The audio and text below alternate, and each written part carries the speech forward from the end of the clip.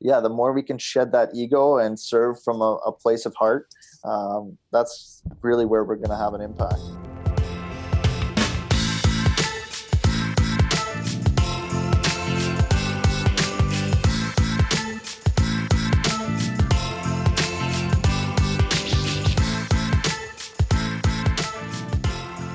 You're tuned in to the Tools of the Trade podcast. What's up, everyone? How are you? Thanks for tuning in. My name is Colin, and I am the creator and host of this podcast, Tools of the Trade. My guest today is one of my best friends and an overall awesome human being, Greg Manning. Greg is the founder and head coach at Limitless Leaders, where he helps people materialize their most alive life. Greg also holds a CTI coaching certificate, an EQI 2.0 emotional intelligence certification, a Professional Home Builders Institute residential construction site manager certificate. He is a Red Seal electrician and PMP certified project manager.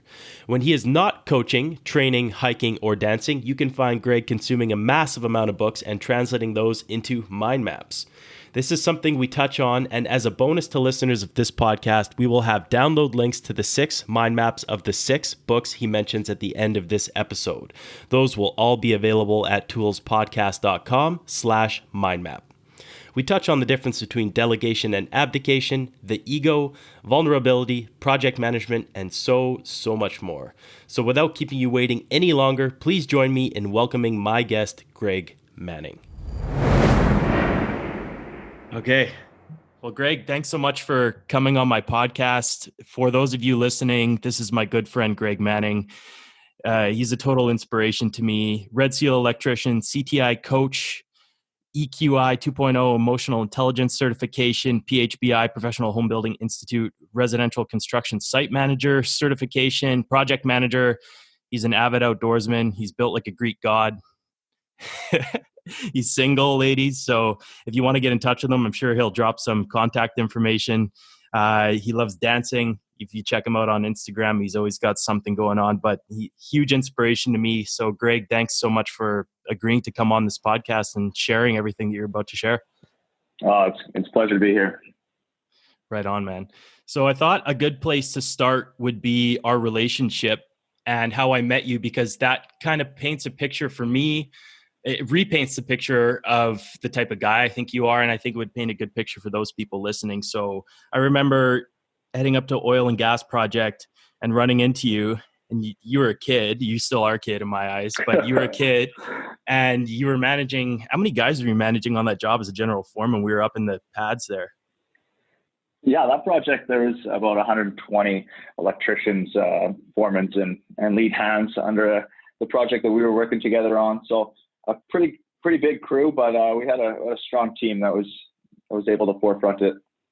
Yeah, and I still have this picture painted in my head where you had a blonde mohawk, I think, at this point. You're wearing rubber boots, you got a megaphone, and you had a cable. Yeah, you had a cable pull schedule, and we're all standing under this cable tray in a line, getting these cables pulled in correctly. And it ended up being, I mean, to nerd out on electrical for a little bit, it's just clean bundles of cables without any crossing going down this cable tray that must have been a kilometer long. And we had all these guys pulling, and you just had the team in order. And I remember thinking to myself, who is this guy? You know, he's managing these guys efficiently. He's got so much respect from people. He's young. He's not an East Coaster, which is typically the boys club out there. There's a bunch of guys from the East Coast that typically band together, and you're running this job. And that's where we met. And then I started digging into your life a little bit to see why you're up there. And that's when I found out that you were up in the sands to pay for your first few redevelopments that you did in Calgary.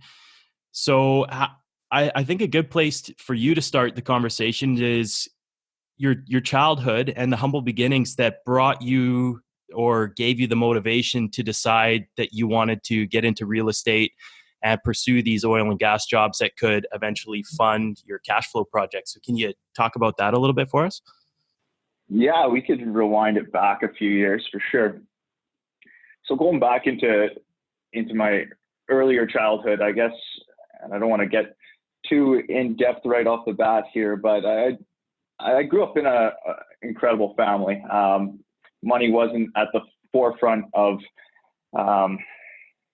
what held us together. There was a lot of emotions around being brought up in the neighborhood we were. We grew up in a really nice neighborhood in White Rock, but my parents necessarily didn't have the financial capital to the jobs to bring us up in that area. So a lot of my early years were exposed to financial stress and conflict around money. And I just saw the fear and frustration in my family, and it brings up emotions in me right now. But it really did set a precedence in what I was going to take a stand for and not put my family through when I started to really raise kids. So many things my parents instilled in me from young years, just hard work.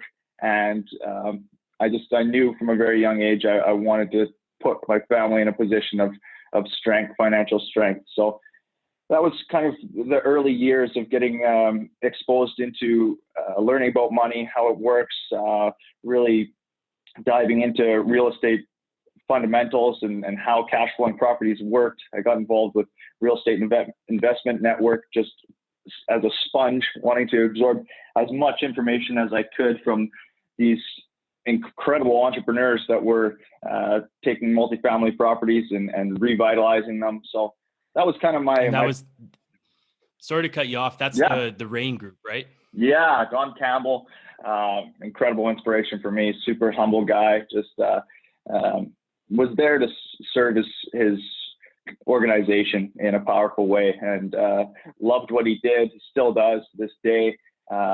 He geeks out day in, day out on real estate, a passion of his, and he brings it into the RAIN group so his team can and all the organization can learn from him and really apply some of his principles in the real world. So that was my first exposure of understanding cash flow, understanding how to buy rental properties and subdivide them in a way that made sense to make sure at the end of the day the money coming in was greater than money going out. And I think that's still a principle that applies today for me. Is if we're going to be in business, just make sure money coming in is bigger than money going out.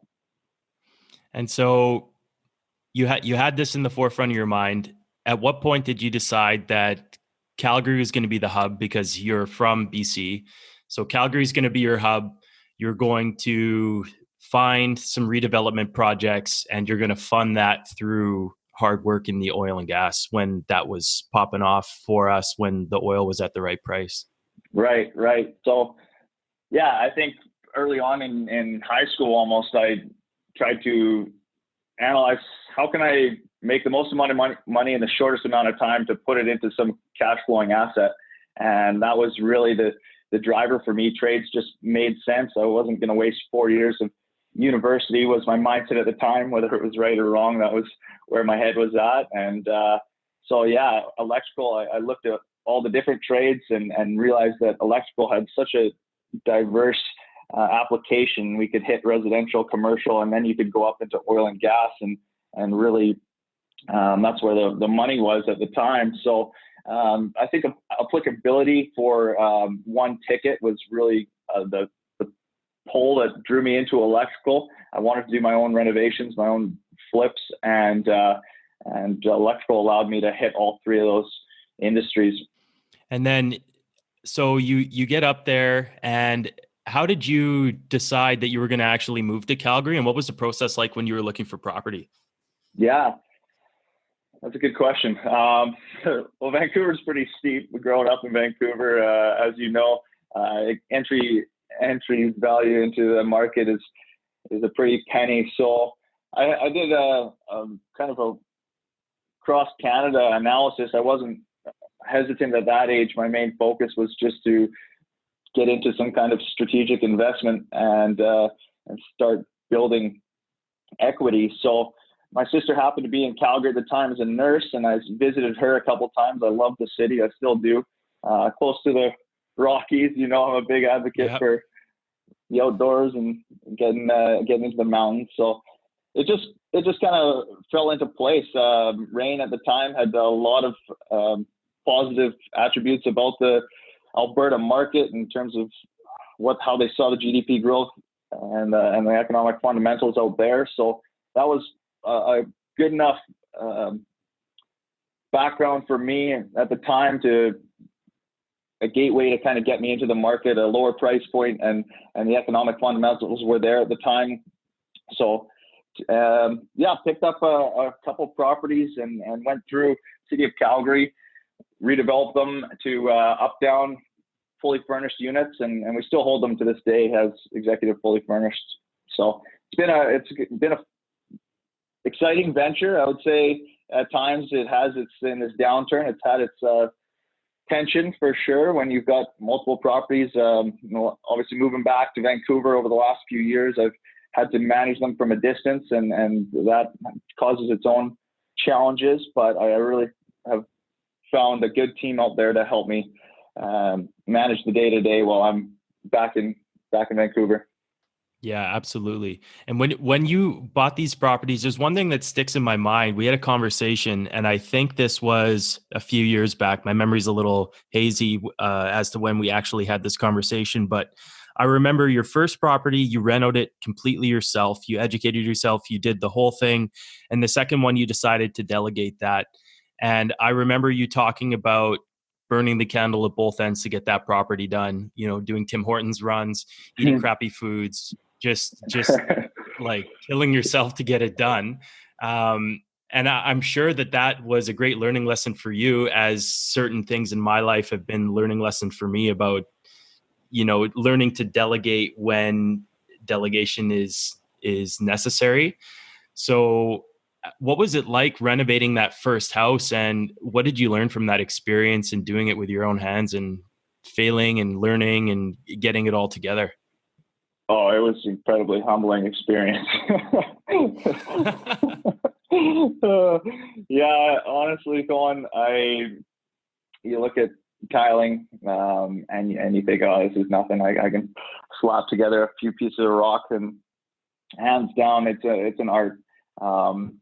Coming from an electrical background, you think you've got the technical skills, but it takes a lot of years of putting in that effort to really know how the art forms of painting and I mean, you can do it and you can make it work, but to have that level of professionality, it's really given me a respect for all levels of trades, whether it's concrete, whether it's tile, whether it's flooring, siding, landscaping, even. Like there's an art form to every trade. So that first exposure, I mean, as you know, we talked about it a lot. It was 8 months. I didn't take off a pair of Carhartts, 9 days up in oil and gas, 5 days off, renovating the house back and forth on turnaround rotations. So I definitely kind of drove myself into the ground. It was a very short-term focus, and I was young and naive. So I just wanted to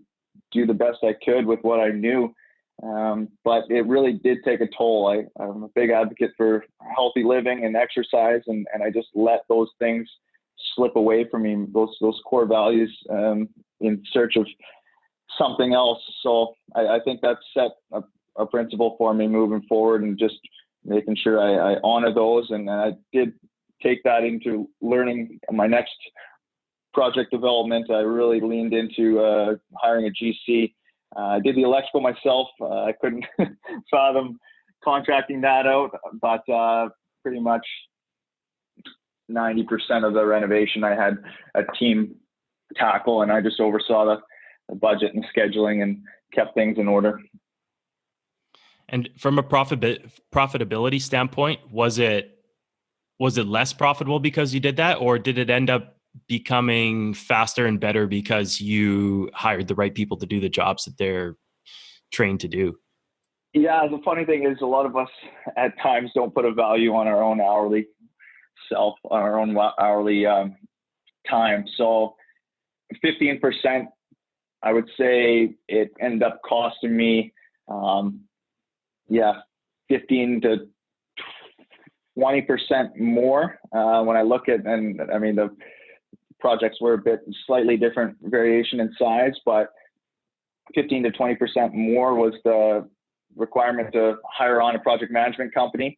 But I bought back my life. I got up and I exercised in the morning. I stayed healthy. I came and I still was very on top of the trades and the GC to make sure we were on schedule, but I wasn't waking up and rolling out of bed with dust, putting on the same coveralls or dusty coveralls I've been wearing for the last 6-8 months and going straight to work and picking up a ice cap and just going to work. So you look at the timing, how much faster it went.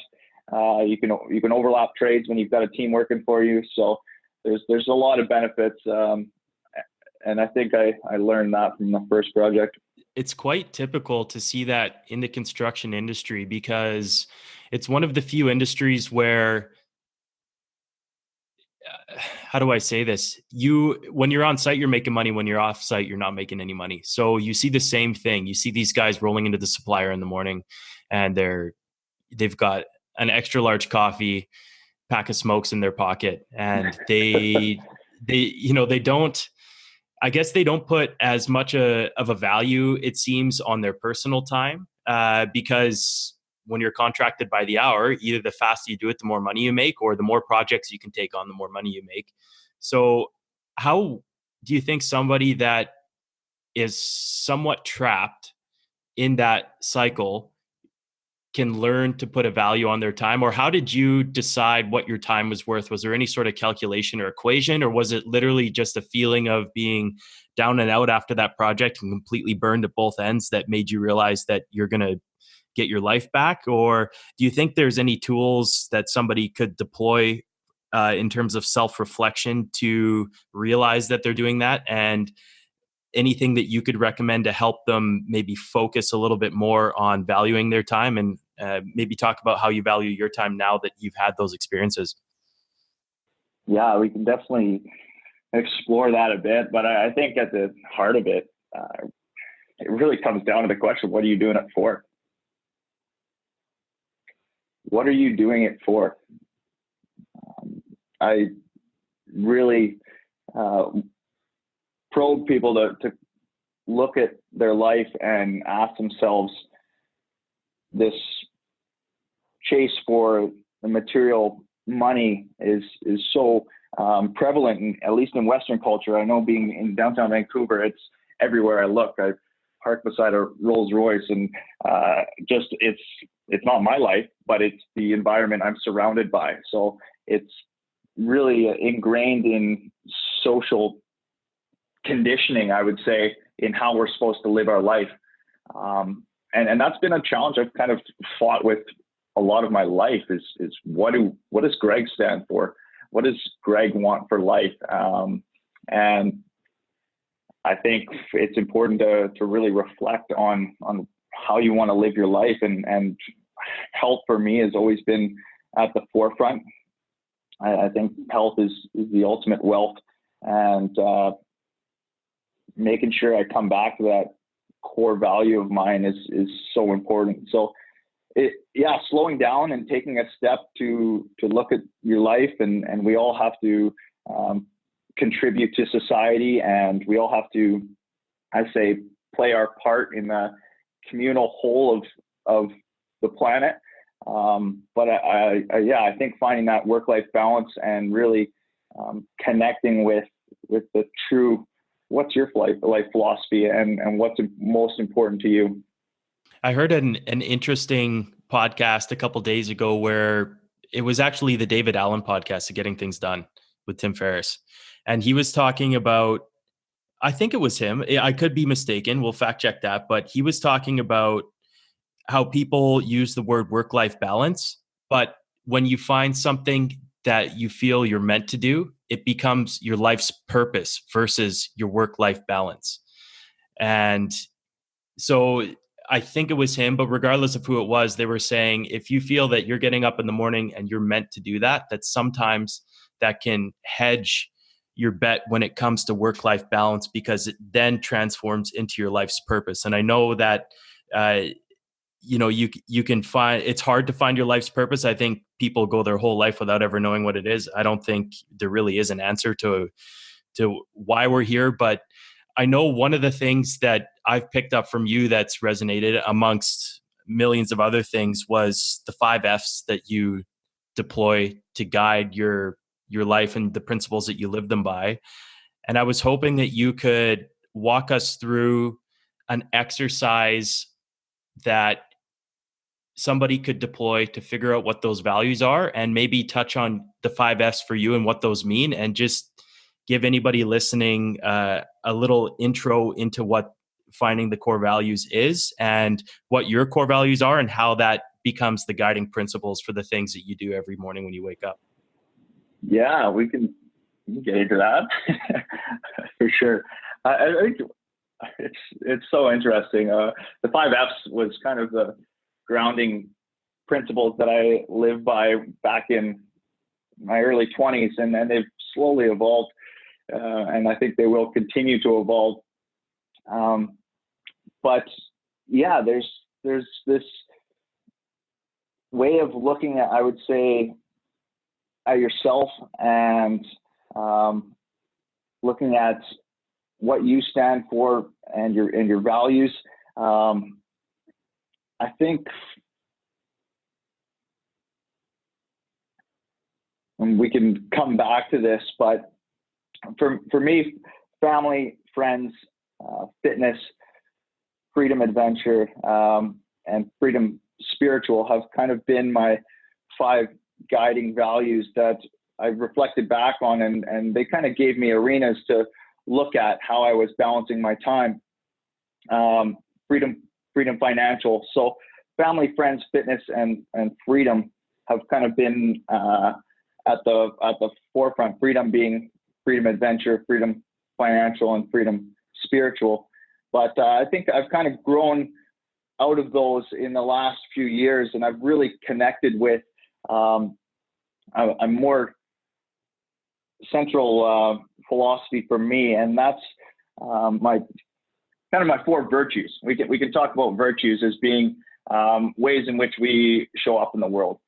So get up with gratitude, live with love, create with courage, and fall asleep to faith have been guiding virtues that have, and not in a religious way, but just core ways in which we show up in the world. So I think for me, those are probably more important than the other areas of our life, because those virtues are how we engage in everything in life. It's not so much about what we're doing, it's how we're doing it. So for me, having those core virtues to come back to and center myself on is probably the most important for me. There's different areas of our life in terms of family and friends, fitness, health and well-being, freedom financial, and freedom adventure that we can, those are different arenas that we can reflect on and see how much time we're spending in each arena. But yeah, I think that's kind of the difference I've came to, is the difference between values, different arenas we play in, and virtues being the different ways in which we want to show up in the world. When I was talking to Randy Brothers at Elite Roofing yesterday, and we were on the podcast, we mentioned something similar that had a similar context. And obviously he's accomplished so much and he has his fingers in so many different pies. And I asked him, with a family, with friends, with multiple businesses, with a podcast, with a book, all these things, how do you manage your time? And his tactic was something along the lines of making sure that if you having the self-reflective time to look back and say, wow, I've been really giving it 200 at the business, but my family's gotten 10%. And then learning to recognize when you haven't given enough attention to one category, reeling it back, and then devoting more attention to the next category. What type of exercise can somebody perform if they're hearing this for the first time and they want to have a deep dive inside and think about what their core values are, how can somebody arrive at those? And is there anything that you've learned through coaching or from completing this type of exercise yourself that somebody could deploy to try and figure some of this stuff out for themselves if they've never done it or never even thought about doing it? Yeah, definitely. I think what comes to mind is listen to your life. Our body has a lot of intuition, a lot of intention that's resonating through our cells and through our body. And I'm not pretty skeptical on far outside spirituality theories, but I am open to energy. And I think just when I ever found myself out of balance, when I was burning the wick at both ends up in oil and gas, or just recently in townhome development, reconnecting with the spiritual self is coming in and just checking in with your body. A lot of times we can be up in our head and planning and really moving forward, doing a lot of the doing and next actions, planning and whatnot, but coming back to the being part of ourselves. And that was a huge connection over the last 5 years that I've been experiencing. Like I said, from a young age, it was always about setting myself up for the future and working hard so I can put my family in a position of stability. But along that journey, I almost lost the state of, which is equally important. It's that duality of the doing and the being. And so finding a way, and coaching has helped me a lot with that, in coming back to the small self, the center of self, our soul, which I find is located kind of just below our heart, and checking in with ourselves and just asking yourself the question, how are you? And then just seeing what the body has to say. Truly asking that question and sitting with yourself is such a powerful exercise. Is that in the form of meditation, or could you do that anytime? I know for me, one of the things that has helped me when I've gone through some periods of stress where I was so riddled with stress that I wasn't sleeping, I wasn't eating, I was so tired that I was awake.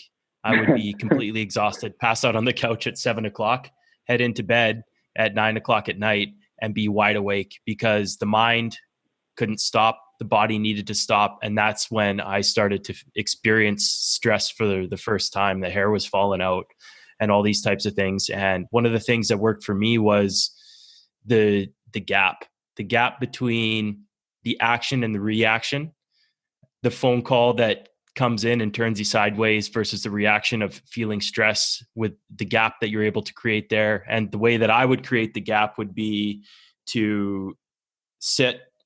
And I do this sometimes if I'm feeling off at work or just in everyday life, and just holding my hand to my chest and feeling the heartbeat and looking off into the distance away from whatever, the phone, the computer, the paper, and taking a breath and feeling the air come in the lungs, feeling the heartbeat and recentering yourself was a tactic that I had stolen from somebody and kind of redeveloped it to work for me.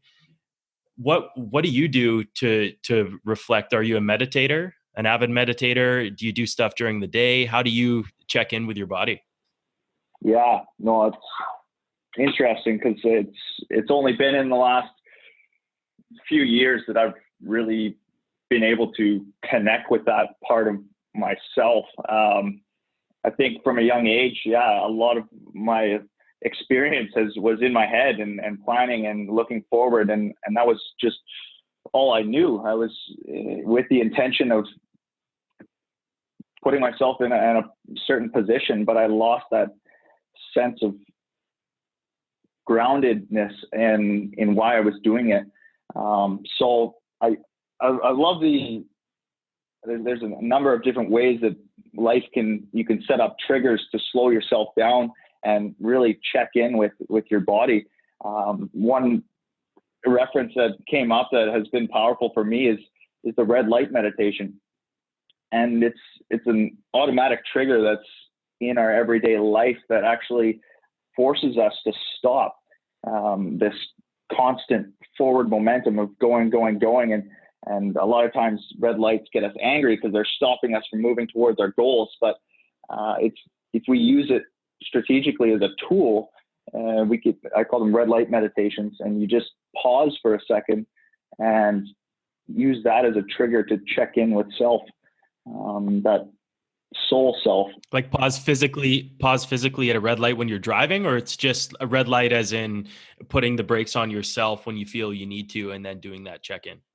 Yeah, I think it can apply to any time. I was referring to more the roadway when you're driving, using that as an automatic trigger. But like you were mentioning, in your experience, you were able to just force that when you felt those emotional anxieties come up, just have that red light in your head that, okay, this is a trigger. I need to stop and create that gap between stimulus and response. Yeah, perfect. That's exactly the tool that I was looking for there. Now, to take kind of a bit of a left turn away from the checking in side of things, for sure. One of the things that we were talking about earlier when we got on a call a couple days ago was in relation to project management. I guess this applies to all sorts of different career paths, but we can bring it to more of a construction focus. This is the tools of the trade. You bet. But let's talk about the balance between delegation and micromanagement, because this is something that really struck a chord with me, and I think it will strike a chord with a lot of other people. And I don't think it's intentional, but I think it happens as a byproduct of so many different things. But can we chat about that here for a minute, about the balance between the delegation and the micromanagement, the clear deliverables, and allowing space for your team to explore and surprise you on projects in the workplace, anywhere where there's going to be some sort of hierarchy of people delegating and delivering on a project. You bet. No, it's a tough balance. I struggle with it all the time. When you're in a project management role, at the end of the day, you're accountable for the end deliverables of the budget and the schedule and hitting your milestones. So at what point do you hold accountability and delegate responsibility? And I think that's the biggest term I came to terms with was project managers or owners of companies are at the end of the day, they're the bottom line. They're accountable for making it happen. However, they need to work with the team and put the right resources in the right place. So although delegating different responsibilities it's not your job to do all the different day-to-day tasks, assigning responsibilities, but ultimately holding the end accountable. What comes to mind, I think, it's a delicate balance of trusting the team, but yet following up for assurance.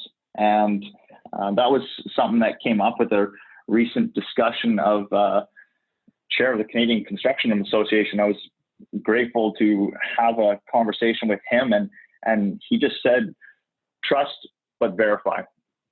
Trust but verify. And that really hit home for me. When I look at project management, I think what helped me, because being a project manager at a young age, I got caught in this idea that project manager was at the top of the pyramid, and you had delegates underneath you. And that just creates unintentional amounts of pressure that you've got to have all the answers. And I definitely experienced it personally, that you've got to be the one that knows X, Y, and Z. But shifting the framework over the last couple of years to the PM being in the middle of the circle with all of the team members around you. You got your engineers, your consultants, all your trade partners, and just coming to terms that everyone is equally responsible for this project, and we all have our part to play. And the only reason that you're given the title of project manager, you're put in the role of project manager, is because you've got access to the most information. But it's nothing to do with importance. Everyone around the circle, whether it's the engineer, whether it's the drywall team, whether it's the plumbers, electricians, roofers, everyone has just as much importance in the project. And the project manager's role is just literally the team member that is able to best integrate, and it has access to the most information. So yeah, I think that paradigm of just seeing yourself, everyone as an equal in the circle of the project, and leveraging, reaching out to your team, and really trusting that the knowledge is within the team. And then coming back to, yeah, when it comes to delegating, you're going to have project support staff around you that are responsible for the day-to-day. There's certain things, project coordinators, for example. I've been in both project coordinator roles and project manager roles, where I'm receiving tasks from a senior manager and organizing them and executing them. And then I've also been in a project manager role where I've had to delegate and assign specific tasks to a team member. So what comes to mind is the idea of delegation versus abdication. And what that means to me is delegation is handing over tasks responsibly. And abdication is handing over undesirable tasks. So I really tried myself, Colin, to hand over tasks that I didn't have to know exactly how it was going to get done, but I have to actually understand the steps it takes to get it done. So that difference between delegation, understanding the process, but yet not having the time to actually complete the task, is responsible delegation. Abdication is when the senior manager doesn't know how to do it, doesn't want to do it, and just pushes it aside to subordinates so they can figure it out. And I think that is the biggest difference that we can make in terms of properly assigning tasks, is just taking the time and slowing down and saying, if I don't know how to do this, how is someone else going to just lower than me, or someone else that has less experience than me per se, gonna figure that out. So I think that's what when it comes to handing off tasks to your coordinators and whatnot, is looking at it from a sense, okay, I understand the process, X, Y, Z equals the end deliverable. I don't have the time or the resources to get this done, so I can put the right person responsibly in the right place and use them responsibly. So that's when it comes to delegation and assigning tasks to your internal project team. I think using that framework of making sure that we slow down and understand what it takes to get it done, and then only then hand it over to the team members responsibly. And then, do you have sorry to interrupt. Yeah. Do you have an example of a task that is undesirable that is being advocated versus a challenge that's being delegated? Something that you've either personally experienced, or you could even make up a scenario of a situation where that would take place, and maybe give an example of a good delegation and a bad advocation.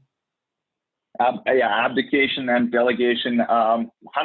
Yeah. So simple principle of a change order. I mean, there's a lot of document control that goes on in a day-to-day in a large community development. So just understanding what it takes to hand off the administration side of things. If you've done it before, I think a huge benefit of starting from the bottom and kind of working your way up, understanding the intricacies of any business, really helps for you to delegate later on when you understand the processes and procedures of a particular work you're doing. So that was really helpful in my years, is understanding from a ground level what it takes to get it done. Starting from the trades and being a tradesman, we both can relate that.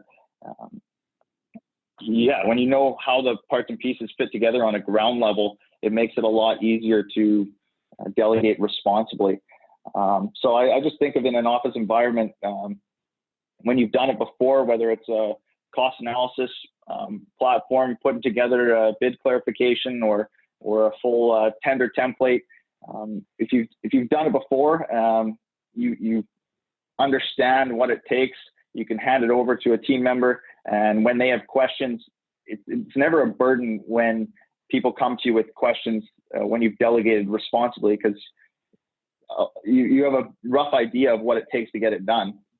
But I think when we get agitated and people come to us with tough questions, and we don't really understand the framework of how to at least move it forward in a rough way. We don't have to have all the answers, but just understanding how to get from X to Z.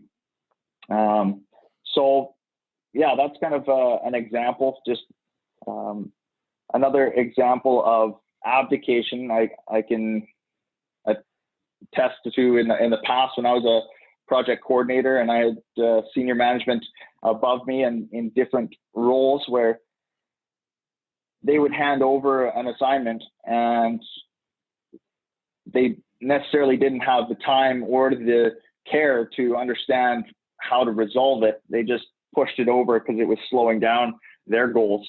And as a junior coordinator, you get that thrown on you, and you're kind of treading water, and you don't really, that bringing that to them, if they're not in that open space to want to work through it together, it really creates a tough environment to fight through on your own as a junior coordinator. If that manager doesn't assigns you something that they don't know how to get it done, and it just falls on you to figure it out, I think it creates a lot of strain and pressure on junior managers, junior coordinators. Yeah. I've definitely been on the receiving end of that, and I'm sure that I've also definitely, I know for sure I definitely have pushed tasks off on people that were to satisfy my own agenda versus ensure that the team is going to be able to get exactly what I've delegated to them done. And it's a problem. And sometimes I think people don't realize they're doing it. And sometimes you need to have awareness of how your team is feeling, so that if you pass a task onto them, and this is a great segue into another thing that we were talking about, which is fostering the right team environment to be able to have that relationship with your staff. We can call it, let's say, an open door policy. But if you have a team that's in charge of a deliverable with stakeholders and you're on a project, what's been your experience with ensuring that there is a safe environment for people to ask questions and come to their senior leaders or other people within the team to ensure that they're not going to get shut down in a non-constructive manner when they're coming with a question, or they're literally out there, as you said, thrown into the deep end, treading water, no idea what to do. And then you, not only have you passed on a task that you didn't know how to do and that you didn't have the time to do, but you passed on a task that somebody else doesn't, and you've instantly affected that person's life. And I've seen this happen so many times, and I have a million examples, some that I don't want to talk about that have been fairly recent, but where somebody has been put into a role that they have little to no training on. They've been given a task or told they are in charge of doing something that the person that delegated the task wants them to do, doesn't know how they're going to do it, doesn't know how it needs to be done, but is expecting a result. They have a result in their head, and you are riddling that person with stress, and it's an unresponsible move. And I think that it's not fair to do that to people because of the amount of stress it creates. And this is something that I've recently learned, as I mentioned before, like, I didn't think when people said stress is a silent killer, I didn't really understand what it meant until I went through those stressful times. And I've had multiple stressful times, so I thought, in my life, but there's been some serious times where I've been shaking and riddled with stress from various situations. And it's because part of it is because I was thrown into a situation that I didn't know how to deal with, and I had nobody else around me to help me deal with that. And this is kind of going a little bit as a sidebar off topic. That's one of the main reasons I started this podcast, was because you may find yourself in a situation, especially as an entrepreneur, where you start a company, you start a business, you start whatever, you're tackling this thing alone, and you have nobody to turn to, and that can really screw somebody up, and it can create, I don't know if this is the right term, but almost a PTSD when they're given a task that they don't know how to do, because they remember what it felt like. Like, I was given this task, I didn't know how to complete it, I didn't sleep for a week, I was stuck. The environment wasn't there for me to ask the question. I was scared to talk to my manager. And I remember that from my early apprenticeship, when I was given a task. And I think I mentioned this to you before as well, where we're still sort of bridging the gap between old school construction and the way it's being done now. I grew up in my apprenticeship being yelled at by my foreman. And when I had a question, or I didn't know how to do something, I was scared to ask him. So I'd attempt it. And then when I failed at the task, or I didn't do it the way he wanted, or I didn't give him the result that he was looking for, it would be a huge backlash. And that created a very negative environment for me to be in. And I do have to say that being yelled at and being at the hand of somebody that was a little more aggressive on site definitely helped me grow in some regards. It gave me a backbone for certain things, because I was able to develop the tools myself to say, no, I don't know what I'm doing right off the bat, versus attempting it. But going back to what we were talking about, how do you think you can develop a strong team and a strong environment for those people to excel, where they feel it's okay to be vulnerable, it's okay to ask questions, and if they are given something that they may not know how to do, or they may get stuck, that how can you foster that environment in a workplace or on a project or anywhere in life where you have a team of people that need to get together, where you have that policy and people aren't scared to come to you when they have a question and they need help, or they're out there and they need to come to you and say, hey man, I'm redlining it right now and I don't know what to do and I need help. How do you think that people can foster that environment in a workplace?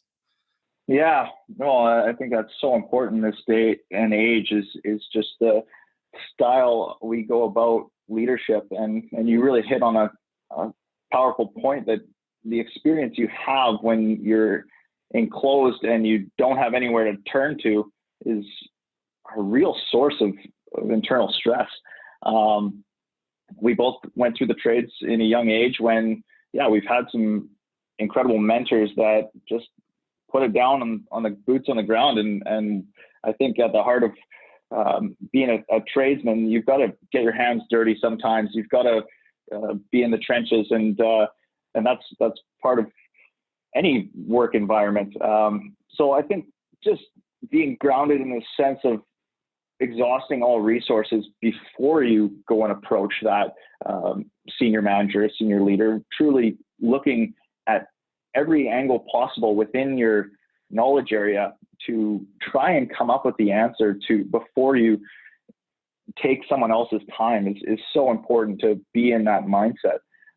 So from a doer's perspective, exhausting all your resources to the best of your abilities is number one. But at the same time, when you're at a dead end and you truly can't come to a resolve, and you're just losing sleep at night, and you're feeling just overwhelmed, and this internal anxiety is just overflowing you, that's so unhealthy to our long-term stress. And having a safe, supportive network around you to be able to lean into is just fundamental, foundational. It brings up emotions in me, because I've been there too, and I'm such a strong advocate to not sell your soul for a job, a project, just knowing that we have so many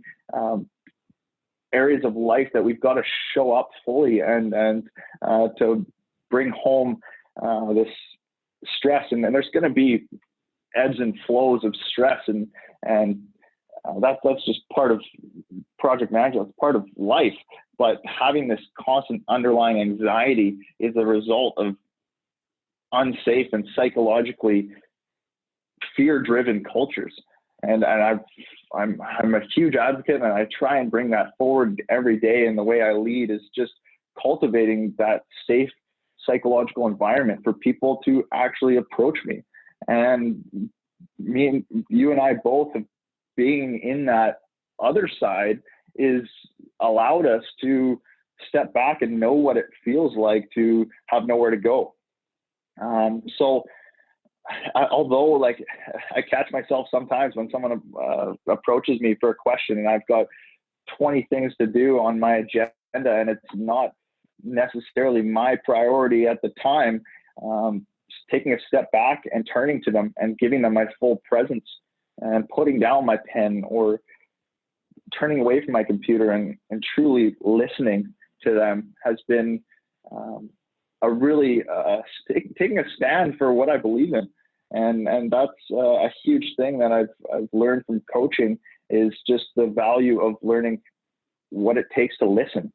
There's this, probably the biggest takeaway I've taken from coaching is the simplest, and it's how to listen.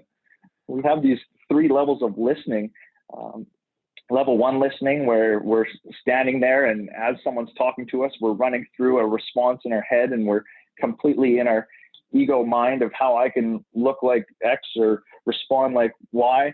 In meetings, when people are talking, we're not absorbing anything. We're just there running through how that response doesn't agree with our current belief system and how we can come across as looking right or not looking wrong in front of our superiors.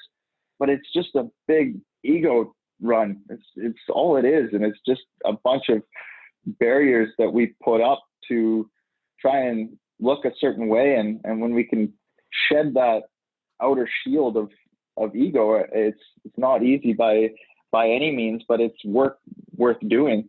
I think shedding that outer security of always having the right answer and just opening up to yourself, opening up to you're just putting it out there and speaking from your heart.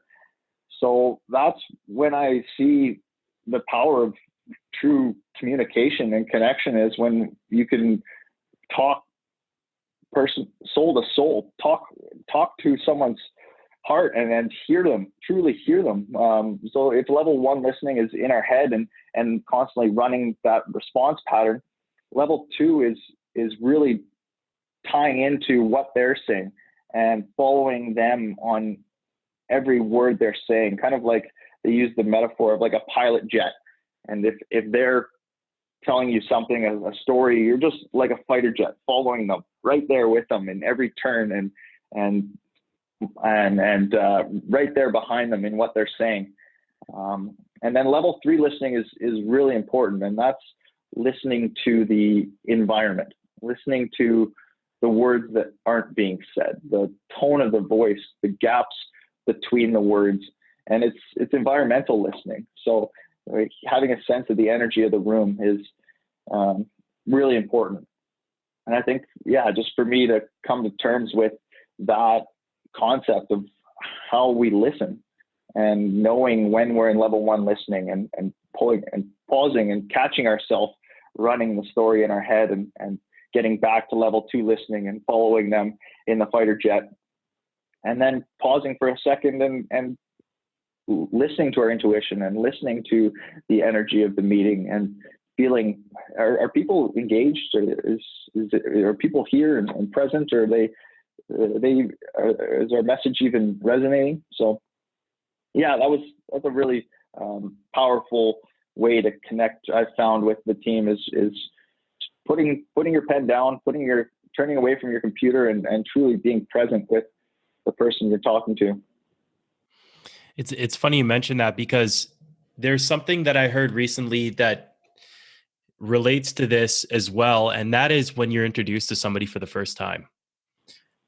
And I'm terrible at this. And I think a lot of people also struggle with this. I don't remember anybody's name after one interaction. When I initially go up to somebody and I shake their hand and they say, "Hey, I'm Mike," or "I'm Joe," or "I'm Susan," or whatever. And I shake their hand, and the whole time what's running in the background in my head is, how do I come across to this person as a first impression?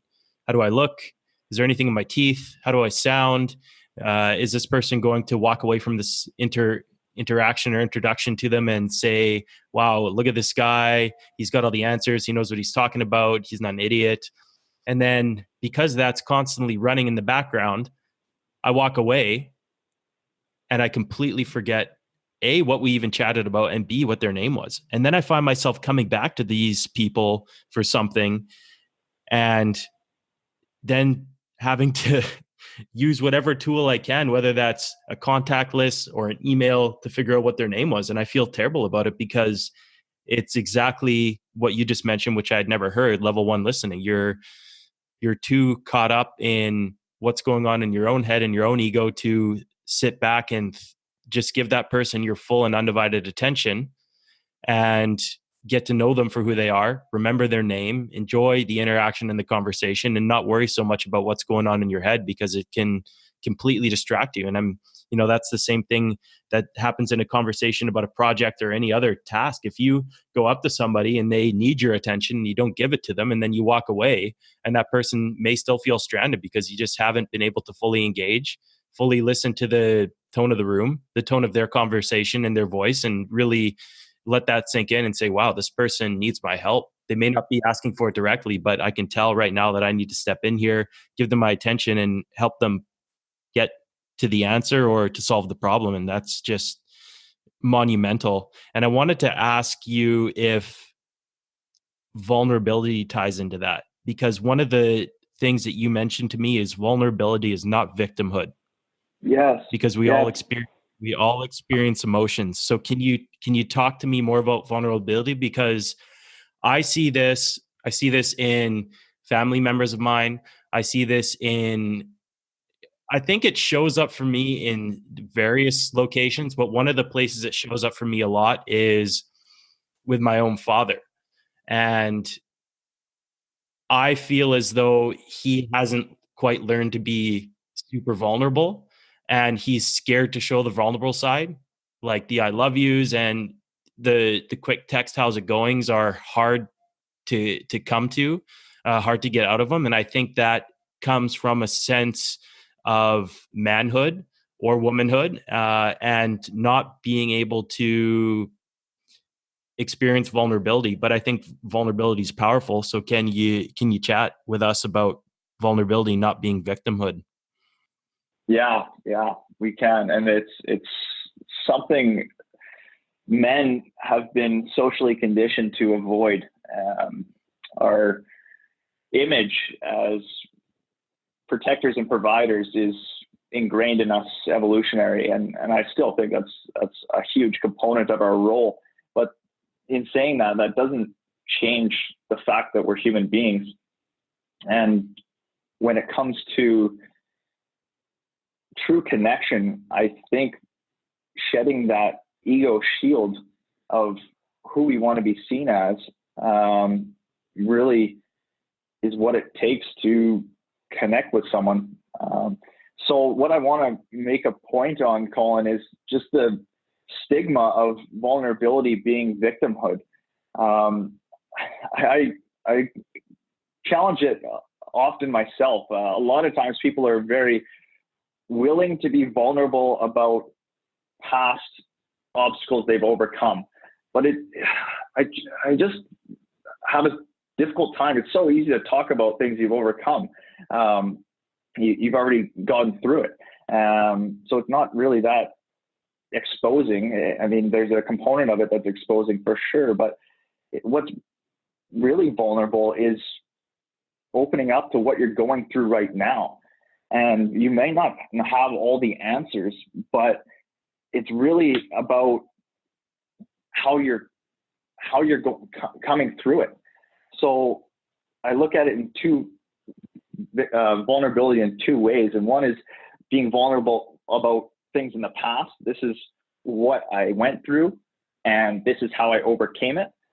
And then there's this present vulnerability. This is what I am going through, and this is how I'm dealing with it. So I find the later is so much more difficult, is because we're not talking about things we've overcome. We're actually talking about what we're going through in the moment. And that is truly exposing. So getting back to this idea of vulnerability is not victimhood really relates to the second idea of vulnerability, that it's not, vulnerability isn't weakness. Vulnerability isn't emotional weakness. It's simply the human experience. We're human beings, and we experience emotions, we experience feelings. So just being true and open and honest about what's going on with you right now, it doesn't mean that you're not leading with courage, leading with bravery, and going through that. I think that's what we see as a true strong individual, is someone who's able to share both in the past what they've gone through and be open about it and vulnerable and bring that value to other people. But even more so, being vulnerable in the present moment and sharing, this is actually what I'm going through, and this is the virtues, this is the principles I'm using to show up in my life. So just getting around the idea, I think for men, importantly, is just to separate the idea that vulnerability is not victimhood. Vulnerability is not weakness. It's emotional exposure, but that doesn't mean you can't go lead your life with courage and bravery and gratitude and hold those principles while you're in the darkness. It's one of those things that's definitely not easy to do.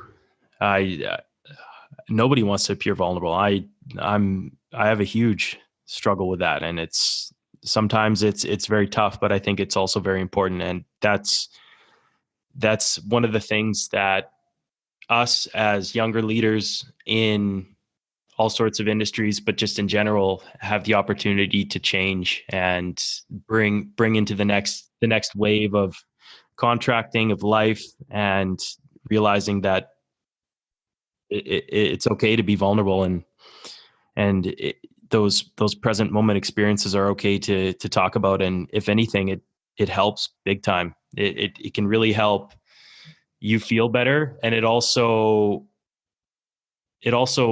lets people understand you a little bit better. And I mean, recently I feel vulnerable all the time, and talking about different things on this podcast has made me vulnerable, but I've experienced so much growth from letting my vulnerability out and expressing it and sharing it, that it's helped me develop more as a man and as a person. And thanks for sharing that. Really appreciate it. It's a big one. Yeah. I think our ego's a powerful paradigm that we find ourselves caught in a lot of the time. And it's just activity of the mind. It's just a belief system. It's a construct of ideas we have about ourselves, and coming and being able to really just pull that mental activity away from your body and just look at how much it's running your life. And we can identify the ego by a lot of ways, but it often comes across as the story of me, myself, and I. And it wants to hold up a particular image, portray a particular image for a lot of legitimate reasons. We grow up in a social survival evolution. So if our body was a response to our physical survival, our ego is a response to social survival. In tribes, we needed to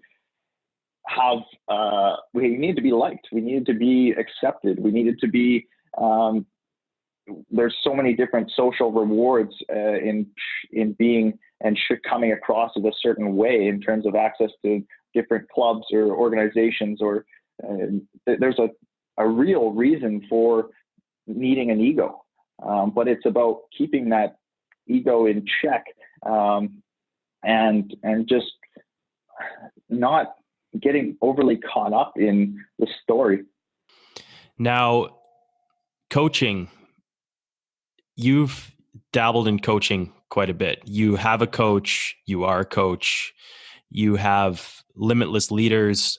I'm actually going through a coaching session with you next week, which I'm looking forward to. It's going to be huge. And in that coaching session, we're going to be talking about task management, organization, and efficiency.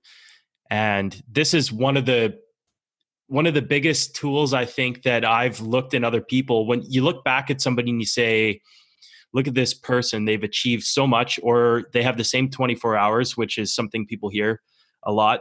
Everybody has the same 24 hours in a day, but look at person X versus person Y, and person X has achieved tenfold what person Y is, and person Y is looking and saying, wow, how can he do so much? And I think that comes down to the organizational part, and tying this into construction. When you're in charge of delivering something on time and on budget, which let's be realistic here, doesn't happen too often, but you try and get it as close as you can. You have macro goals, which are the end result of the project that the stakeholders or shareholders are looking to get out of that specific project. And then you have the micro steps that get you there. And there's so many intricacies, and it requires balance. And I know that you have an entire tool belt that you deploy to help yourself stay efficient and effective. And I'm hoping that we can touch on how to not get lost in the clouds and the macro view, and not get stuck in the mud with the micro view. And let's chat about that in terms of a project when you've got so many daily, weekly, monthly, annual, and then project goals that you're required to deliver on, especially as a PM. How do you reel that back in and make sure that you're not stuck in one place or the other, but you're able to balance the micro versus the macro? Yeah, no, that's great. It's I struggle with it, hands down. It's dancing between the different horizons of focus is one of the most challenging aspects of project management, when you've got to be looking 3 months, 6 months, 1 year down the line on where this project's going to be, but yet being accountable for the quality on a day-to-day basis. So having a way to navigate between those horizons of focus and putting the priorities in the right place is hands down a very difficult challenge for any entrepreneur or project manager. But yeah, we can talk a bit about some of the tools that I've used in the past. Huge David. Yeah, let's get into it, because I look at you and I remember one time, I can't remember where this was, is somewhere you pulled open your calendar and it was completely color coded and it was blocked down to the minute, and you have all this stuff that I see you achieving and attaining and completing.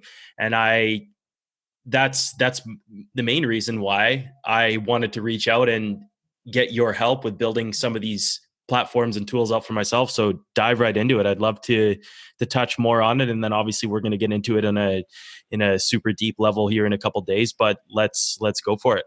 Awesome. So yeah, I think I'm a big advocate for David Allen. He's a huge inspiration to me in how he's been able to come up with a tool and technique to keep the mind clear. One of the biggest challenges we face in this modern day era is just the number of inputs. It's exhausting. You've got emails, you've got stakeholders, owners coming up to you and dropping bombs on your desk of tomorrow's priorities. You've got text coming in, phone calls, you've got sticky notes on your desk. How on earth are you supposed to take all these inputs and put them in a manner that's effective, so you're focused on the right things and not just staying busy. So I think from a very young age, I love productivity. I love understanding how some people are able to achieve so much more in such a shorter amount of time. And I really think it comes down to working on the right things, effectiveness over efficiency. You know, we can all be super busy and constantly working, and we see those people that are working long hours and burning the midnight oil, but is that moving them towards the right goals? So David Allen's system has been foundational for me, and just the 5-step process of collect, process, organize, review, and do. Just a simple framework to have a model in your head at all times, as when you get flustered and you have all this context, all this information around you, just to pause for a second. And I just say, what would David Allen do? And it really comes down to putting those bits of information into one system, one collection bin, breaking them down to understand whether that item is actionable or reference material. So that's the processing stage.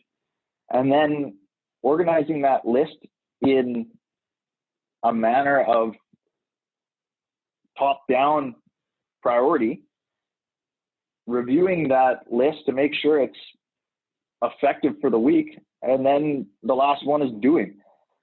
So that 5-step process of collect, process, organize, review, and do has been, for the last decade, one of the most foundational tools I've used. And what tools do you deploy? So one of the questions I had for you was, you may get a bomb, so to speak, dropped on your desk of something that is due or fundamental to fix or respond to within an hour. You have things that may be you have to respond to in a couple days. Maybe it's the end deliverable for the end of the week, or it's something that may come across your desk that has to be prioritized for a later date. So when you're collecting all of these inputs and putting them into an inbox, how often do you review? Because it seems as though you would have to be constantly agile and shuffling things around, but almost reviewing daily to ensure that if something does come to you that is legitimately required to be done, and you are the guy to do that, that you are efficiently getting that task done, but not losing sight of the other things that you also needed to get done at the same time.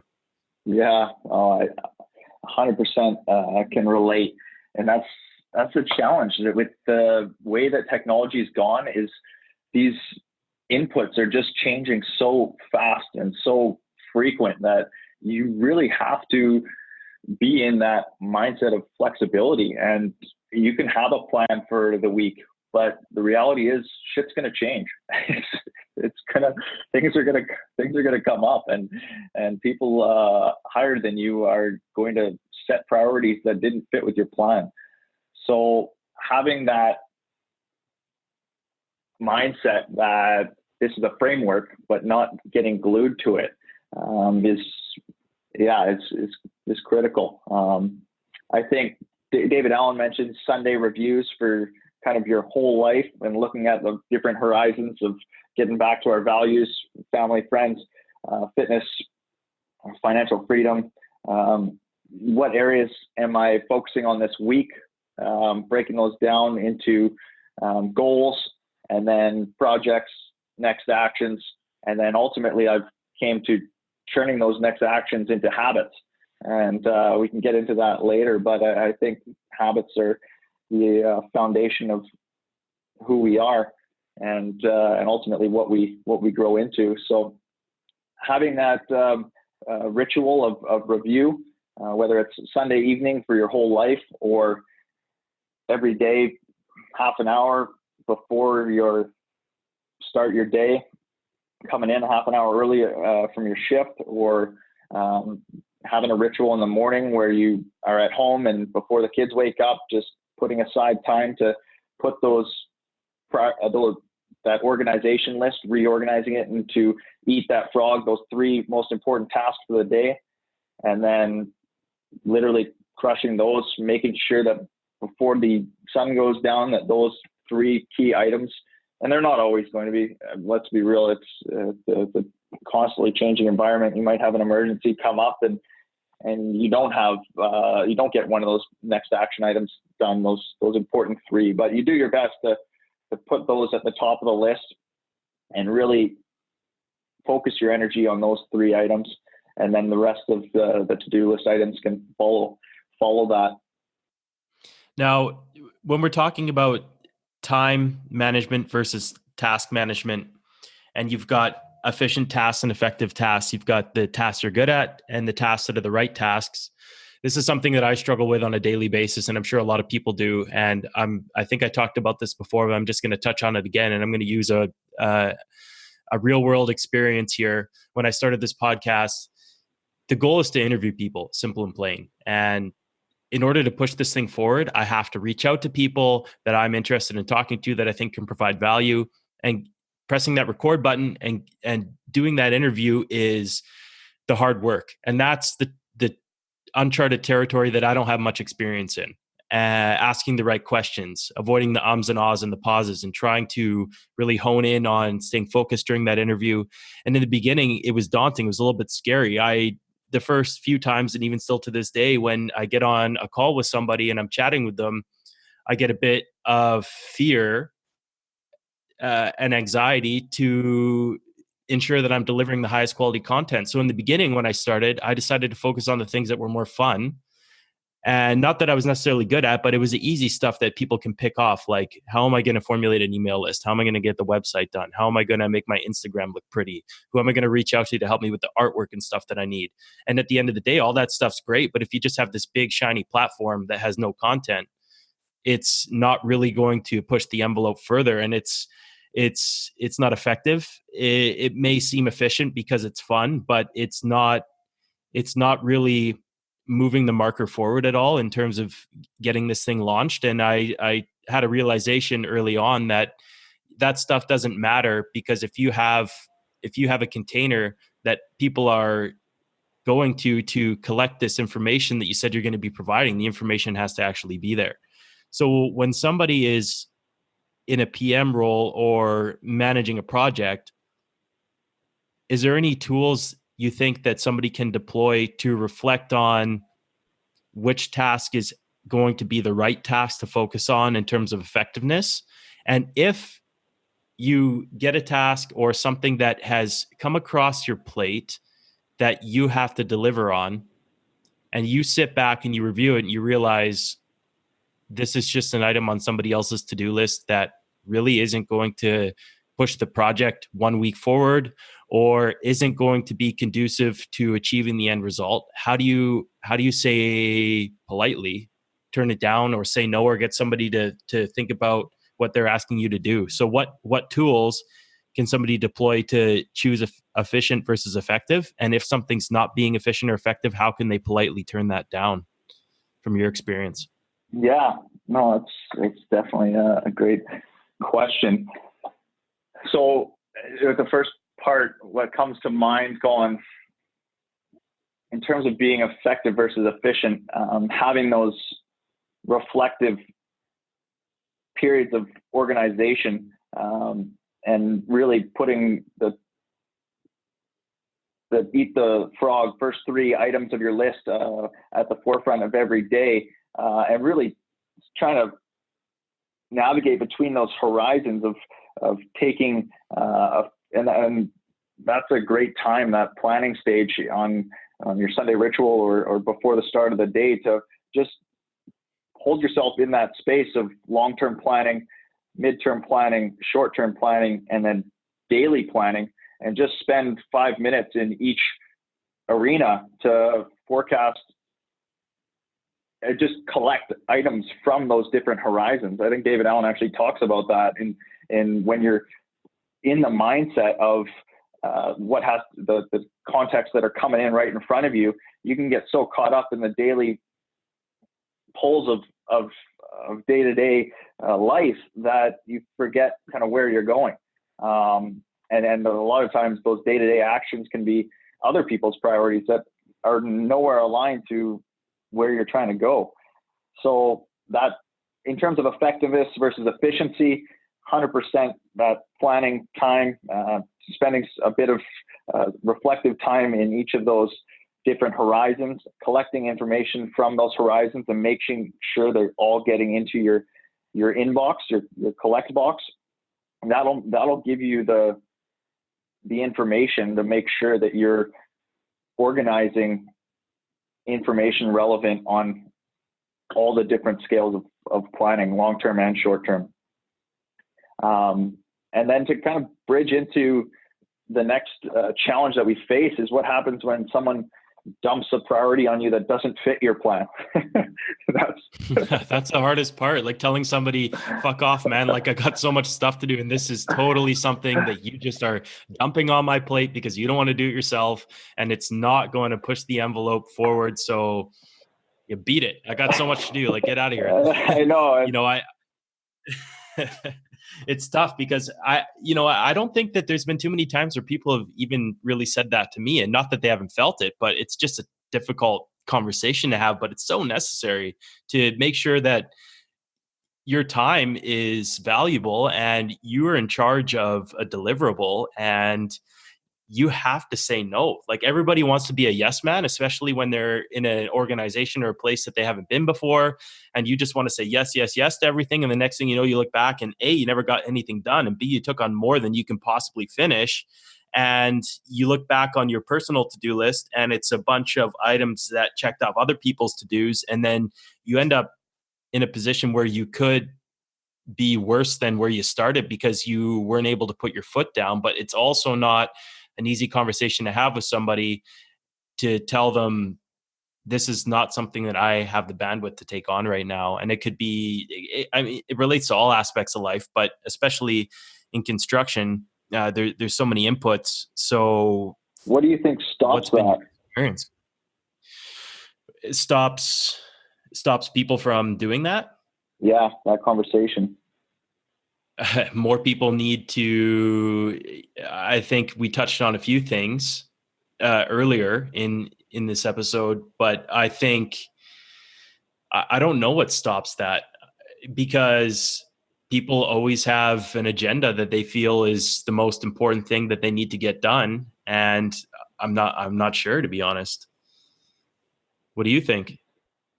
I think personally, what truly stops that is vulnerability. It's that shield. It's that ego of not wanting to open up and share yourself. And like you say, that yes man philosophy of, and we've always got to know our place. If we're in a role as a coordinator, or if you've got an upstream manager, there's going to be tasks where you don't understand why, but that's the problem with all of us living in our own perspective, our own paradigm, and being locked into our own bias. As much as we want to think we're objective, we're seeing the world through our eyes. So what is our priority, what we think is our priority, and the project's best interest may, on the bigger plan of marketing, or if your stakeholders, your directors are telling you to, they want to make a shift in a project that doesn't align with your plan, maybe they're looking at totally different dynamics that are way more important than hitting the milestone. So I think what stops that conversation is those vulnerable conversations of just truly getting on the same page and saying, stop, this is where my head's at. Can I hear what paradigm you're in? How can I get on your level to see the project focus from your eyes? And when we can have those difficult conversations and not just accept the task, but understand where that other person's coming from, then very well might their priority become relatable and become our priority. But until we have those conversations to put ourselves side by side and align the end vision towards what we're making sure we're working towards the same end goal, is we're always going to be having that feeling of conflict of interest, conflict of priorities, conflict of effective tasks versus efficient tasks.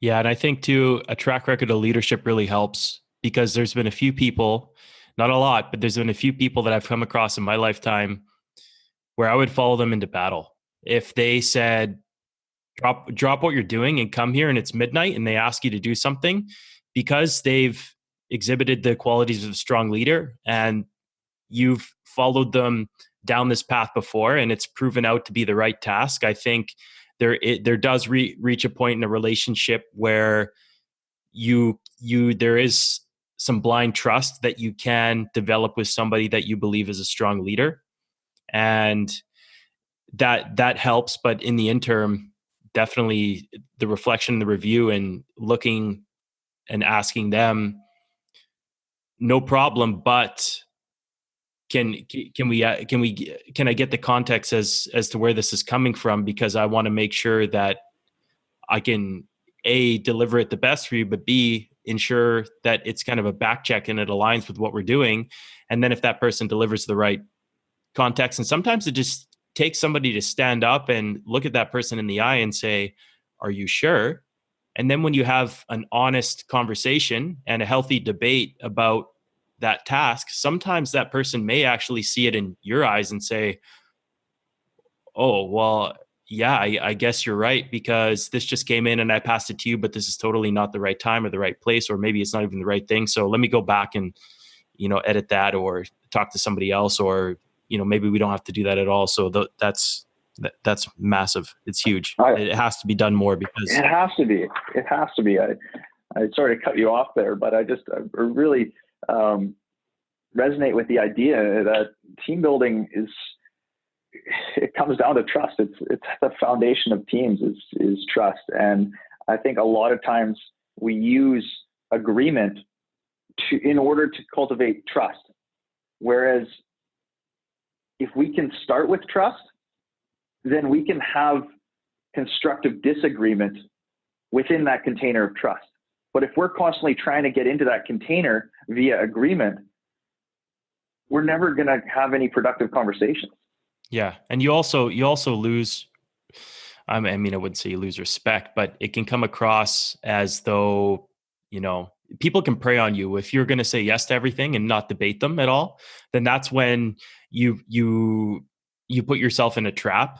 And if you're the guy that they can always come to get things done, it's tough, because then you've painted that picture in their eyes and you've dug yourself into a hole that's a little harder to get out of. And it's easier to have those conversations up front with somebody rather than coming back and saying, hey, I know for the last year I've done absolutely everything you asked me to do, but now I'm putting my foot down. And they're going to be like, what do you mean?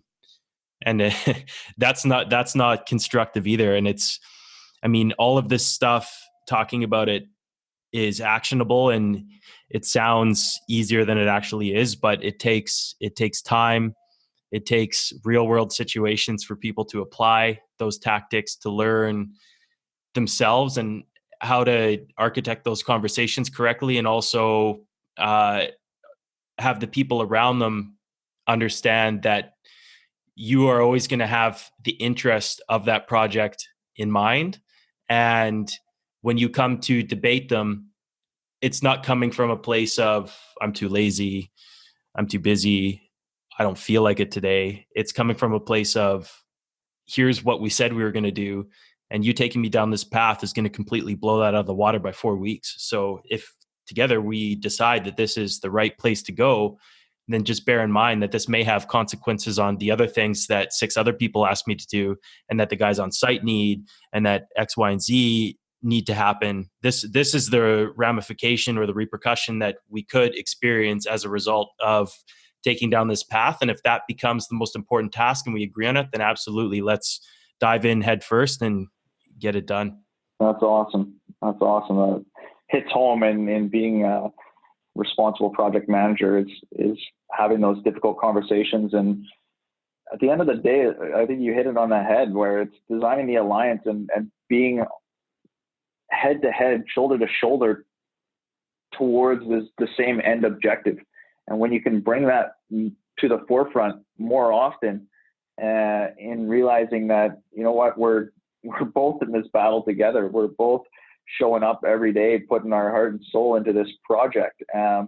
And how do we see eye to eye, whether it's co-founders, whether it's business colleagues, whether it's your wife and your life partner? It's like, what are we working towards? And if we can be aligned in the end goal, then the short-term conflicts, the priorities, just they kind of fall away, and then you can really come to terms and working on the right things.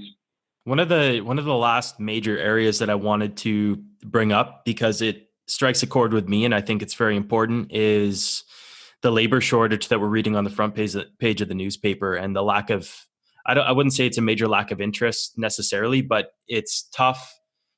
I feel as though we're heading into a labor shortage, both in the field and in the office and in the industry in general, and it's already out there. I'm in Toronto. We've got the most cranes in the sky out of any city in North America. Vancouver is growing like crazy.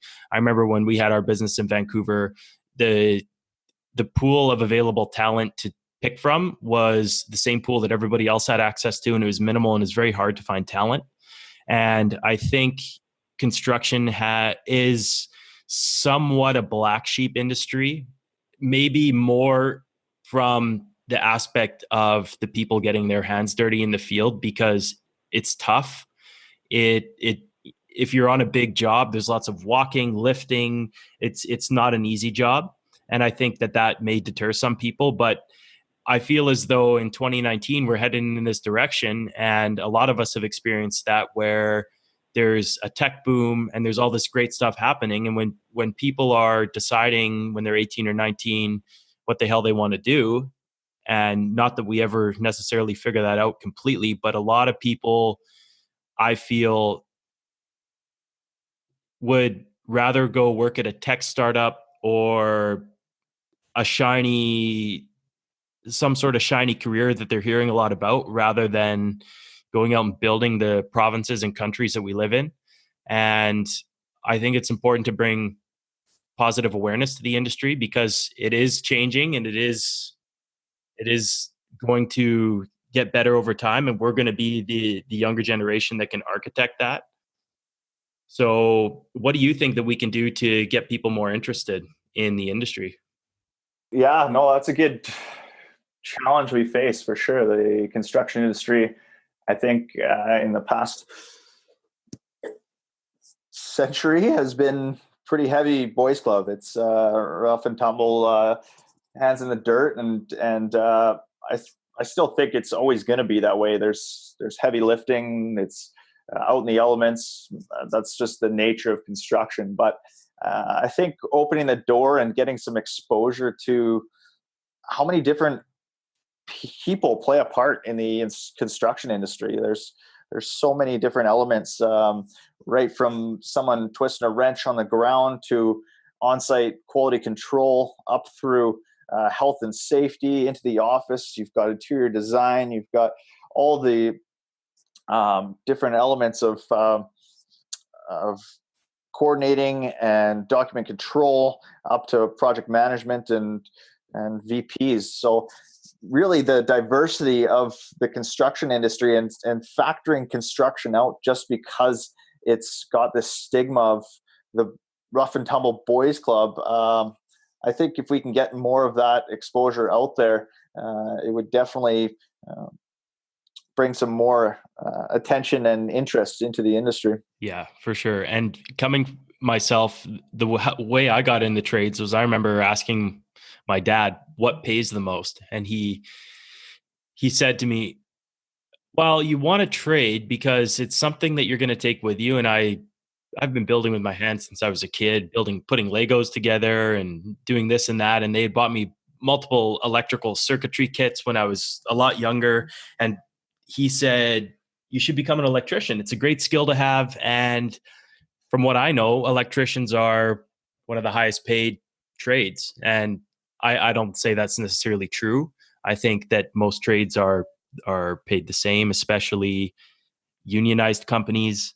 There's the Me Too clauses and things like that that ensure that everybody is being paid equally. But for anybody out there, I think that's looking to get into the trades and work with their hands, it's something that I have been able to apply every single day in my life, whether it's understanding power consumption in your house, why things go on and off, why breakers are tripping for a plumber, why the sink leaks, why the toilet's running, how the infrastructure of water is designed within a city, and being able to apply those things in your daily life, throw a switch in, fix something it's been a tool that I definitely don't regret getting into. And now as my career has taken a shift from entrepreneurship to project management, and there's just so many avenues that people can pursue. And I think the industry is in need of more people,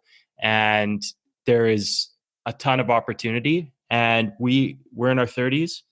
We are going to be the next generation of people that achieve upper leadership within our organizations and our career paths. And we are the ones that are going to be able to foster those environments that are conducive to supporting more people in the industry. And I've seen a lot of co-op programs deployed at companies where kids are coming in from school and spending a summer to learn about the industry. And the people that I've talked to that have gone through co-op programs have really gotten a lot of value from those. And I think that's a huge step in the right direction, is that early exposure and ensuring that you have a culture that's conducive to men, women, and anybody that's coming in from whatever period or place they are in their life, and welcoming them with open arms and providing the right training and mentorship and leadership. And that's going to play a large factor in attracting more people and ensuring that we can survive this lull and baby boomers leaving and new people coming in. And that's, for me, I want to really emphasize that this has been, I wouldn't change it for the world. It's been the most rewarding experience. I'm getting the chance now to talk to people like yourself and other people. And not that I'm an expert in it by any means, but I enjoy having conversations with people about how they've gotten to where they've been and the experience they've had in the trenches. And I hope that people can listen to this and become 1% better, get a tidbit of advice, or simply this podcast could be a place for them to get pushed over the edge into that decision that they're trying to make, and come at it with full confidence that it's a great industry to be a part of. And I wouldn't change any of it for the world. And you can start anywhere. You don't have to start in the field, even though it's an asset to start in the field, because you understand how things go together and what the parts and pieces look like. That can be taught. It's approaching it with the right attitude is everything, and the rest can be taught and learned along the way, and it's experience. And I think that it's a super rewarding career path, and not that others aren't, but this is one that definitely needs a bit of focus right now, and it's there for everybody. And I hope that more people can get inspired to become the next generation of leaders within our industry. That's awesome, buddy. So to wrap things up here, unless there's anything that you've written down that you wanted to touch on before we get into some rapid fire questions, there's anything else that's been on your mind that you wanted to speak about or you wanted to get out there in terms of a message to people? You know what? We covered a lot of grounds, and I know we'll chat again. So Absolutely. They'll be around too, for sure. Awesome. Let's hit it. Yeah, let's hit it rapid fire. So the first question is, how much coffee do you consume daily? And if coffee isn't your thing, do you have a vice? Because I know for me, up in the oil sands, you get in there and there's coffee pots going nonstop with drip coffee. And then you come on site and everybody's running for coffee runs. And not that coffee is unique to the construction industry, but I feel as though it has a large part in construction. There's always a pot of coffee going. There's always a high amount of coffee consumption, and not that that's the healthiest thing to do, but do you drink a lot of coffee? You know what? I definitely have my time and place for caffeination. I try and look at it as strategic caffeination. Just, I, I think there's a certain parts of our day that are gonna benefit more from having attentive focus and high energy, and there's parts of our day that are gonna benefit from not being wired and vibrating at such a high intensity. So I have this ritual, this habit of training before I go to work in whatever role I'm in. So first thing in the morning, getting up and just going through my morning routine. I really try and limit it to max 2 cups a day. One in the morning before I go for an exercise, just straight black coffee. Hit a workout, get the body moving. 90% of the time, that initiative of getting blood flowing to the brain, getting the neurons firing, getting all the hormones and endorphins running through the body brings me more energy than caffeine will ever give me. So I truly think that getting the body moving in the morning is the most effective way. Oh, absolutely. Do you have a specific brand or type or preparation style of coffee that you resort to, or is it whatever's cheap and black that you can get in your system the fastest? I have to say I am pretty go-to to Starbucks Italian roast. Keep it simple. Always available. I'd go to Starbucks. Awesome. Second question is, what is your favorite piece of tech or software or your favorite tool that you use on a regular basis? And it can be a Fitbit, drone. I know that we had some fun with the drone when we were out on the island there. But any type of tool. It could even be something that you don't leave the house with and go to a construction site without. Maybe that's a laser tape measure or something fancy. And you can list more than one thing by all means. But what are some pieces of tech or software or favorite tools that you deploy and keep with you on a regular basis?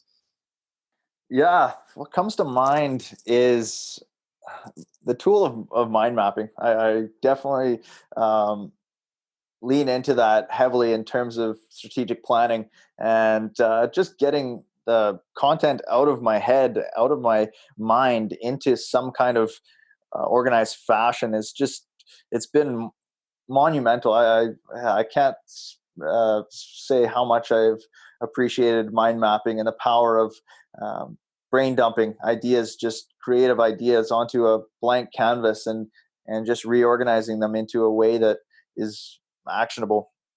I've had this practice going on for more or less the last decade. I think it started when I was really young, and this idea of reading books and content and just absorbing content was great. But I felt if I wasn't actionable right in this day and time, I kind of spilled out the other year. And the next month when I read a second book, or it kind of overrode the first bit of information. So in order to stay effective and not feel like I was losing this information, I really started to capture these ideas and put them into a mind map. So yeah, it's been a huge tool of mine, and I continue to use it this day.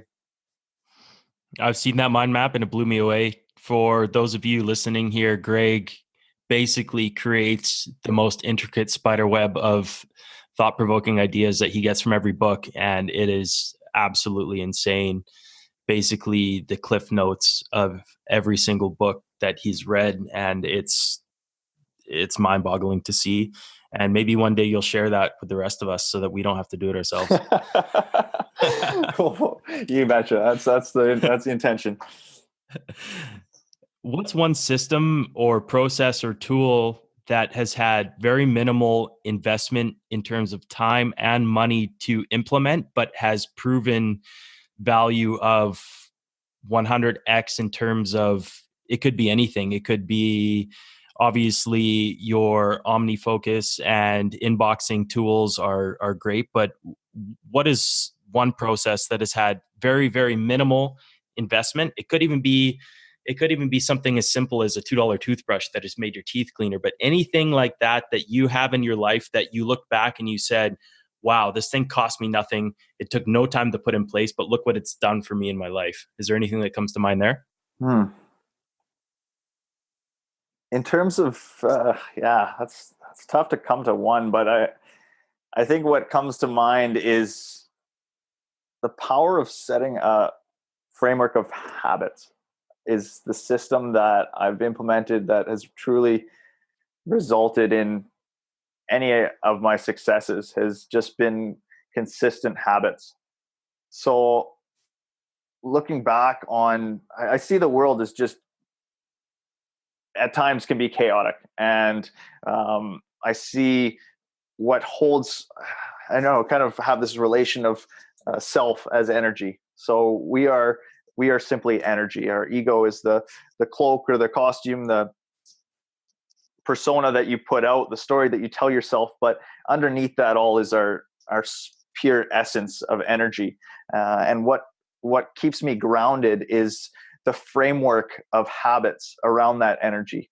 And I think if we can keep a set of core habits and imagine them as framework, that's what's going to keep us stable in this kind of chaos of life. The world's going to always come in and through you, but it's our habits that keep us stable. So a few things like getting up with a journal, gratitude journal in the mornings, meal prep, just staying consistent with meals, daily exercise, morning exercise, and then I have this process of just writing a message to a loved one in the morning time, whether it's a friend or a family, parents, or anyone that you care about. Just creating that habit of thinking about someone you care about first thing in the morning and expressing that is a really important habit for me. That's beautiful. Now, you read a ton of books, and there's obviously way too many books to talk about here, but what would you say, besides GTD, what are the top 3 books that you've come back to the most or garnered the most information from, or the top 3 books that you would recommend other people dive into? I like to read as well, and I'd be interested to hear what your top 3 are. And that may be hard, but it could even be the most 3 recent books you've read that have really helped formulate some of your thought process and opinion. Great. You know what? There's so much value out there. There's so many incredible people that have shared their ideas, and I just encourage people to keep that mindset of curiosity. For me, I think the ones that come back to me the most, Think and Grow Rich, Covey's 7 Habits, and The Compound Effect by Darren Hardy. You know what? Think and Grow Rich is this idea of connecting with our subconscious and really creating that vision. And I think at the forefront of anyone who's wants to take responsible kind of approach to their life and take accountability for their life, that Think and Grow Rich is connecting with our imagination and dreaming. And then you go into Stephen Covey's habits of creating those 7 horizons, and he's just so effective at explaining effective versus efficient and really focusing on the tasks that matter.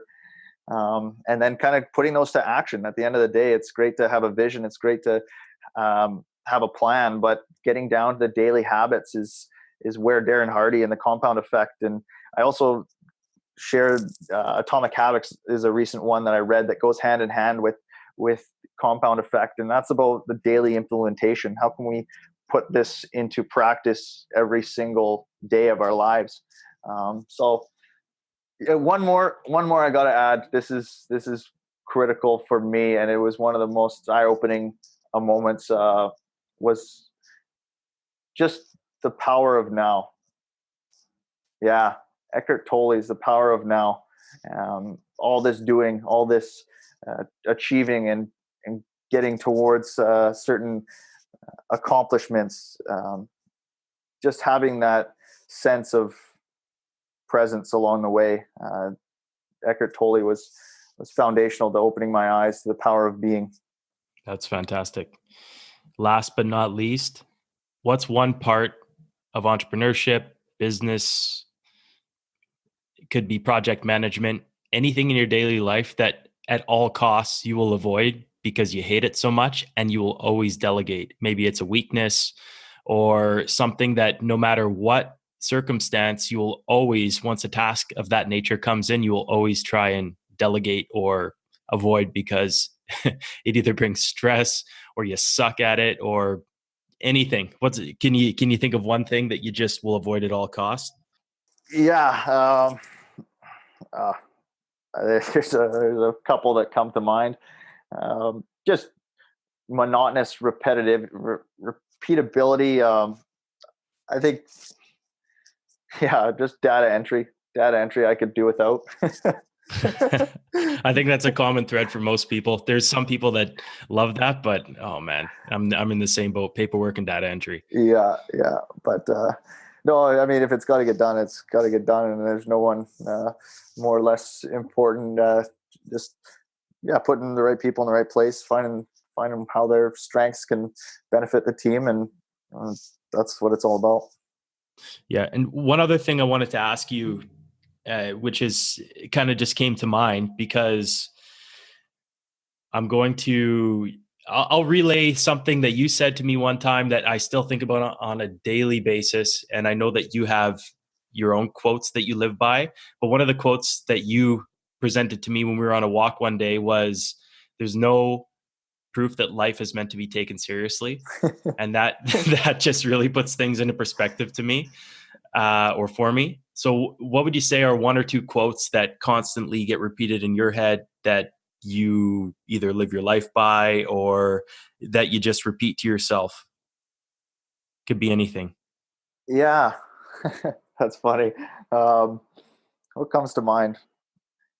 I think the two that stick out most for me, Colin, just leave it better than you found it. I think that guides a lot of what I do, whether it's people or interactions. Just, I come back to the idea of leave it better than you found it. And then, I think at the end of the day, this life is about moments. So what I try and live by, just make moments of magic. That's the one that I just rings true to me, that I think you got to put in that extra 10% to create something out of the ordinary. And it does take that extra effort, that extra energy, but it's not that much more than you would normally put. And you can create a really lasting memory. So make moments of magic, leave it better than you found it. Well, we've definitely had our fair share of magic moments on top of mountains and in the backcountry, and I will cherish those moments forever. And unfortunately, I'm in a place where the outdoor life is not as accessible, and you're in another province, but I'm sure we'll connect over a nice multi-day hike somewhere with no cell reception at some point soon. And I look forward to that day. Oh, we'll have to, buddy. I know we will. Yeah. So just wrapping up here, what's the deal with Limitless Leaders? And if anybody wanted to get more information about what you're up to, or if they wanted to chat with you and potentially get a bit of coaching, is there a place that somebody could reach you or find you and get in contact with you? Yeah, no, it's truly my personal work. It's where I feel that I have, where I can give the most of myself. Human leadership coaching is something that I believe in, and I want to give back. So it's just an outlet for me to really connect with people and hear about some of the challenges they're going through, and really, just create a powerful conversation. So I'm sure we can put together some contact information in the show notes, but if there's ever a chance that someone wanted to have a chat and just talk about what they're going through and how they can take a proactive approach to it, then I'm all ears. Perfect. And we will link to everything in the show notes, and people can find out where you're at and how to get in touch with you if the need arises. But Greg, man, it's been awesome. I always enjoy our conversations. I learn 100 things every single time, and I hope that other people are able to take a lot away. And I just want to thank you from the bottom of my heart for dedicating a few hours on this Saturday morning to get it done. And this has been truly an honor to have this chat. And I love you, man. And thank you so much for coming on. Oh, buddy, you're a rock star, and I know the intention you have for this podcast, and I see you putting it in the work. So I'll keep moving forward, and I believe in you. Beautiful. Thanks, man. Talk to you soon. Cheers, buddy. Hey everyone, Colin again. Thank you so much for listening. I had an awesome time, and I hope you were able to walk away with a little nugget of value or information that you can plug directly into your life and or business. To help me grow this thing, I would appreciate it if you hit the subscribe button and share this with your friends. For more information about Tools of the Trade, check out toolspodcast.com, where you can find all of my social media links, show notes, episodes, and while you're there, hit the hook me up button to subscribe to my newsletter. Until next time, love you, thank you, and remember, there is no proof that life is meant to be taken seriously.